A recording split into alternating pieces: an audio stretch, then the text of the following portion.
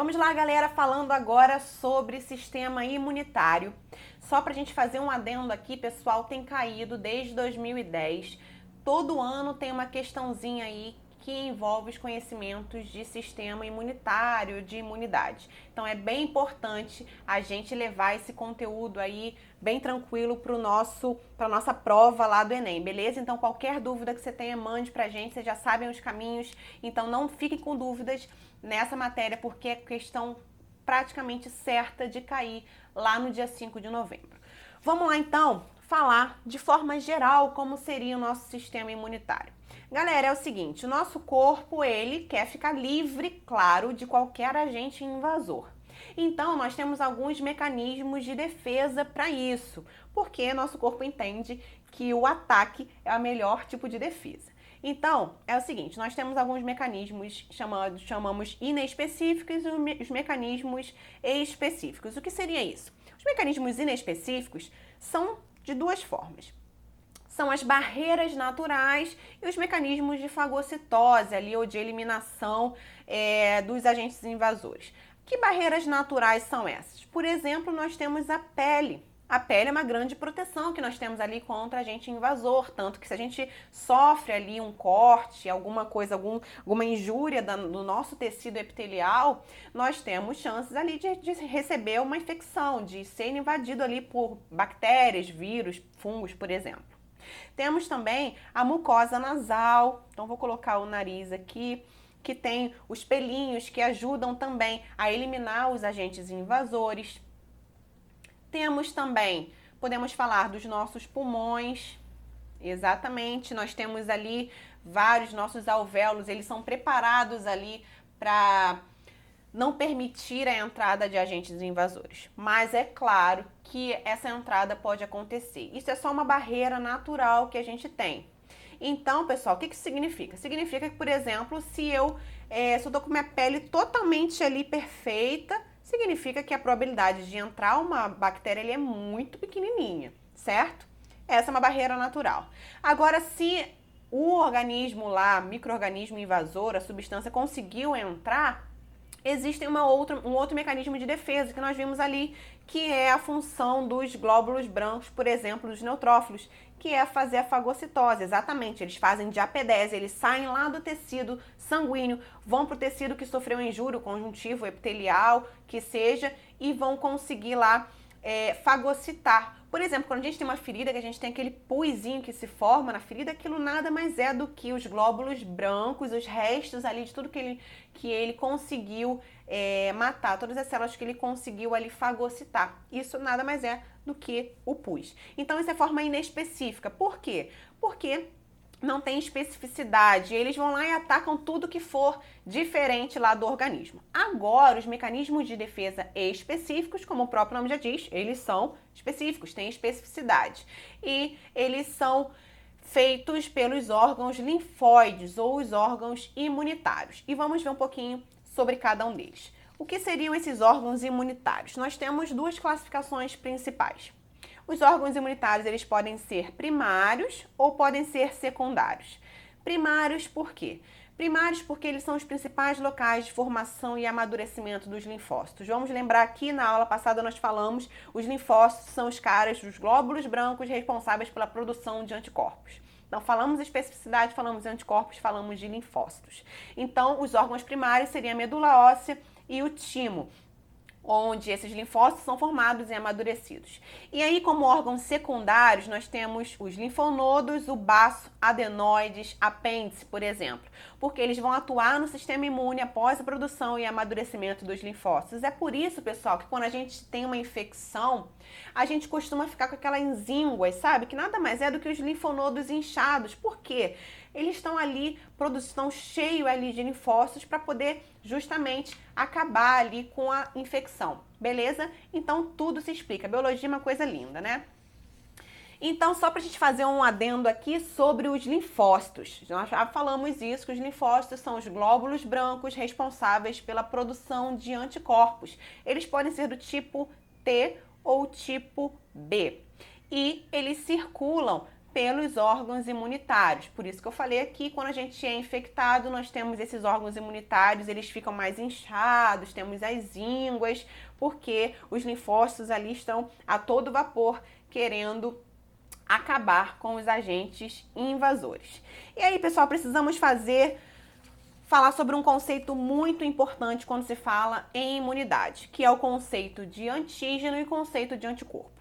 O que seria um antígeno? Pessoal, o antígeno são as substâncias estranhas ao corpo. Podem ser micro-organismos, por exemplo, bactérias, vírus, fungos, como também podem ser substâncias nocivas. Por exemplo, peçonhas de animais, venenos, substâncias tóxicas. Então, não são apenas micro-organismos. E agora, o que seriam os anticorpos? Os anticorpos são as substâncias produzidas pelo sistema imune contra os antígenos. Produzidas pelo sistema imune por quê? Produzidas pelas células que estão lá no sistema imune, que são os linfócitos. O importante aqui, pessoal, a gente saber que os anticorpos, na verdade, eles são fabricados de modo específico para aquele antígeno. Por exemplo, aqui, nós temos aqui só um esqueminha. É o seguinte, aqui nós temos um esquema de um anticorpo, que também chamamos de imunoglobulinas, ok? E aí, pessoal, eles têm a carinha como se fosse aquela chave fechadura quando a gente pega lá e estuda lá em enzima substrato. Então, os anticorpos também são específicos para aqueles antígenos. Então, olha aqui, se a gente tem um anticorpo aqui, ele só consegue captar esses antígenos aqui com o mesmo formatinho. Aqui é a mesma coisa, tá bom, pessoal? Então, é só a gente saber que a interação antígeno e anticorpo, elas são super específicas. E aí, galera, entra um conceito que o Enem adora, vamos ver isso lá na seção Como Cai no Enem, que é aquele tal de soro e vacina. Com certeza você já tomou alguma vacina, talvez soro não, tomara que nem precise, mas a vacina sim. E aí vamos ver a diferença principal entre esses dois tipos de imunobiológicos. É o seguinte, pessoal. Os soros, eles vão produzir imunização passiva e as vacinas vão induzir uma imunização ativa. O que significa isso? O soro, galera, nada mais é do que uma preparação ali que já contém os anticorpos que você precisa contra aquela substância nociva. Por exemplo, se você for atacado por uma cobra peçonhenta, você vai precisar tomar um soro antiofídico. O soro antiofídico, ele vai lá e já tem os anticorpos para aquela peçonha ali específica daquela cobra e vai ter uma ação super rápida, ou seja, não vai gerar memória imunológica, porque esse anticorpo é uma proteína, galera. O anticorpo tem natureza proteica e ele rapidamente vai ser digerido ali. Agora, por isso que a gente diz que é uma imunização passiva. Por quê? Porque você já recebe os anticorpos, você não produz os anticorpos. Agora, as vacinas não. Elas já promovem a imunização ativa. Por quê? Nas vacinas, pessoal, a vacina, na verdade, é uma preparação que já contém aquele antígeno ali. Por exemplo, a vacina da hepatite B. Ela já tem aquele antígeno da hepatite B, já tem o vírus ali. Só que não o vírus vivo, sim o vírus morto ou um vírus atenuado. É só para ele realmente estimular a produção de anticorpos, ter o primeiro contato com o antígeno, seu corpo vai ter um primeiro contato e vai começar a fabricar os anticorpos. E aí, quando você tiver um segundo contato, se você tiver um segundo contato com esse antígeno, por exemplo, for realmente contaminado pelo vírus da hepatite B, você rapidinho vai conseguir lá fazer os anticorpos e acabar com aquela infecção. Então, as vacinas, elas geram uma memória imunológica, porque os anticorpos vão ficar lá, vão ficar, caramba, olha só, já tive um contato com esse antígeno aqui, se tiver um contato de novo, eu vou conseguir eliminar aquela doença, ou então ter uma doença de forma bem fraquinha. Por exemplo, a vacina contra a catapora.